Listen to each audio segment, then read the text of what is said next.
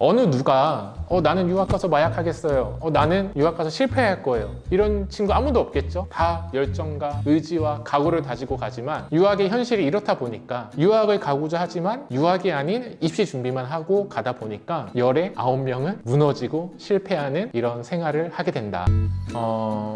유학생들의 현실은 이렇습니다. 10명 가면요, 그 중에 9명은 실패한다. 그럼 이 9명이 왜 실패하냐 라고 했을 때, 미국 유학을 가지만 미국 유학을 준비하는 것이 아니라 미국 대학 입학만 준비했기 때문에 실패하는 거예요. 그러니까 보통 유학 준비하면 뭘 하죠? 토플 준비하고 뭐 SAT 준비하고 그리고 뭐 에세이 같은 것도 준비하고 어떤 포트폴리오를 준비하잖아요. 근데 사실은 이거는 입학에만 필요한 것들이고 미국 대학에서 공부할 때는 사실 그렇게 큰 의미가 없는 것들이에요. 사실 유학생들이 이렇게 무너지는 어떤 가정들이 뭐 1년의 가정이 있을 정도로 레파토리가 이렇게 좀 있어요. 제가 그거에 대해서 좀 설명을 해드리면, 보통 이제 우리가 입학을 하기 위해서 막 SAT 점수도 만들고 이제 토플 점수도 만들어요. 근데 요즘에는 그 토플 점수가 상당히 낮아져서 80점, 뭐 70점, 60점만 돼도 대학 입학이 가능하거든요. 그러면 이거예요. 토플 60점 만드는 거는 강남에 이제 토플 학원 많잖아요. 거기서 뭐 짧게는 3개월 혹은 뭐 한 학기 정도만 열심히 준비하시면 뭐 60점이 아니라 80점, 100점도 사실 만들 수 있습니다. 그러면 미국 대학 입학을 위해서 내가 한 3개월, 한 4개월 정도 토플 공부해서 영어 점수를 받아가지고 입학이 됐어요. 알아들을 수 있을까요? 여러분 한번 쉽게 생각을 해보세요. 필리핀에 있는 한 청년이 한국 대학에 오고 싶어서 필리핀에서 한국어 공부를 한 4개월 정도 열심히 해서 시험 성적 만들어서 한국 대학에 딱 붙어서 왔습니다. 수업 알아들을 수 있을까요? 못 알아듣겠죠. 똑같은 거예요. 토플 공부해서 점수 만들어서 대학에 붙어서 왔지만 그건 토플 시험 공부고, 우리가 대학 현장에서 직면하는 영어는 완전히 딴 세상입니다. 교수님의 어떤 발음도 다르고요, 어조도 다르고, 억양도 다르고, 스피드도 다르고, 때로는 은유도 쓰시고요, 욕도 하고요, 문법적으로 전혀 맞지 않는 구어체 언어를 사용하실 거예요. 그러면 그때 우리 유학생들은 어떻게 되냐면요, 우리가 멘탈 바사삭이라고 하죠. 그냥 바로 이렇게 정신적으로 무너지게 됩니다. 왜냐하면 나 나름대로는 열심히 준비해서, 그래서 정말 열정과 의지를 다지고 유학을 왔는데 내가 마주한 현실은 정말 한마디도 못 알아듣게 되는,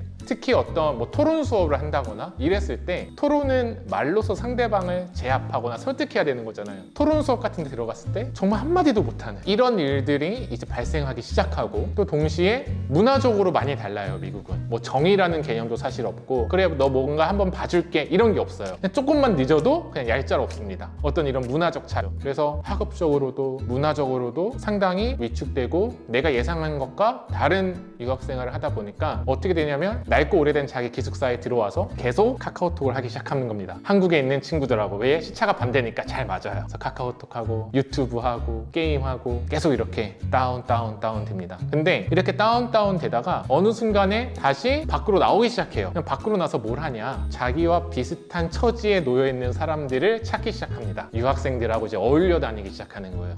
이때부터 이제 어떻게 보면은 새로운 천국이 시작됩니다. 부모님이 용돈 이렇게 잘 보내주시죠. 뭐 간섭하는 사람 없죠. 뭐 늦게 들어와도 뭐 뭐라고 할 사람 없죠. 해볼 수 있는 거 다 해볼 수 있어요. 근데 문제는 그 끝이 한국하고는 상당히 다르다는 거예요. 어느 누가 나는 유학 가서 마약 하겠어요. 나는 유학 가서 실패할 거예요. 이런 친구 아무도 없겠죠. 다 열정과 의지와 각오를 다지고 가지만 유학의 현실이 이렇다 보니까 유학을 가고자 하지만 유학이 아닌 입시 준비만 하고 가다 보니까 열의 9명은 무너지고 실패하는 이런 생활을 하게 된다. 좀 그렇게 제가 유학생의 현실을 좀 말씀드릴 수 있을 것 같아요.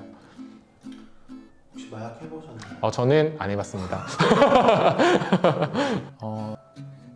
네, 이렇게 무너지는 유학생들을 보면요, 정말 많은 크리스천이 그 안에 포함되어 있습니다. 저희가 하는 것이 사실 이거예요. 얘들아, 우리가 장학금도 주고 학업 컨설팅도 해주고 행정적으로 도움도 다 주고, 뭐 진로든 전공 컨설팅이든 어떤 인턴십 프로그램이든 우리가 이거 다 해줄 테니까 여기 와서 1년만 같이 살자. 네, 우리가 다 해줄 테니까. 이게 저희의 어떤 좀 노력이지 않을까. 이 아이들하고 이 학생들하고 같이 살려고 하는 거, 유학을 실패하는 거, 혹은 유학에 무너지는 거를 방지하기 위한 저희만의 어떤 노력이지 않을까 사실 생각을 하고 있어요. 가장 중요한 것은 이거거든요. 외로울 생각이 안 들게 해주는 거, 우울한 마음이 안 들게 해주는 거, 그리고 미국에 대한 부족한 공부에 대해서 발생할 수 있는 여러 가지 이슈들에 대해서 예방해 주는 거. 근데 저희는 같이 살다 보니까 이런 것들이 사실 한 번에 다 해결이 되는 것 같습니다. 네, 근데 쉽지는 않아요, 같이 사는 게. 때문에 이게 정말 큰 노력이다, 그렇게 말씀드릴 수 있을 것 같습니다.